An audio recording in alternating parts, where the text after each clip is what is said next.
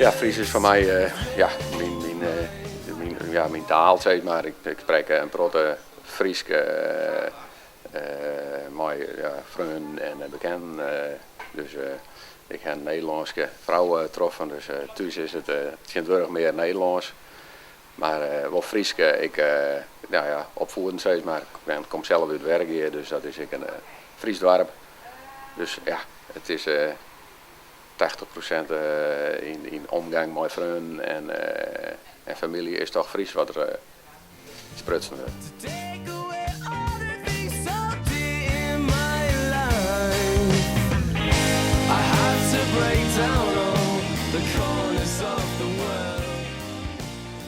Ik denk dat 80% van de mensen in ons bedrijf Fries praat en ik goed Fries communiceren kan.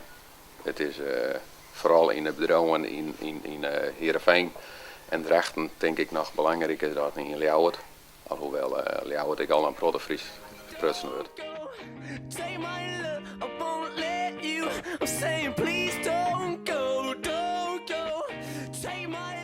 Nou ja, voor u is het bij eventueel een selectie van het personeel. Nou ja, zullen wij daar toch wel mooi. De mensen die zich redden kennen met het Fries is voor u toch best wel belangrijk. Het is net een prioriteit, maar het is wel makkelijk en mooi meenemen als ze zich daar goed maar redden kennen. Met toch ook een protte Friese klanten die we hebben, dus dan is het in ieder geval een pre dat ze het verstaan kennen.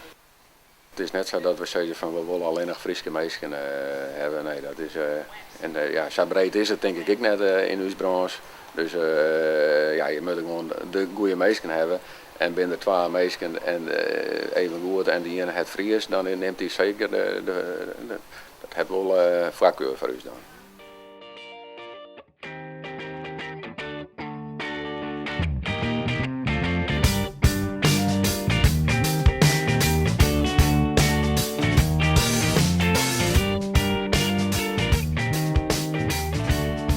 We binnen, als bedrijf zijnde een echt Fries bedrijf denk ik. We zitten al in Friesland.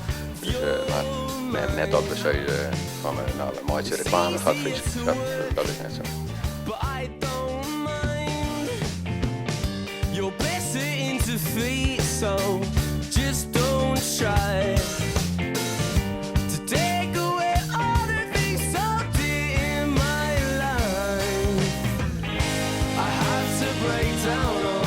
The corner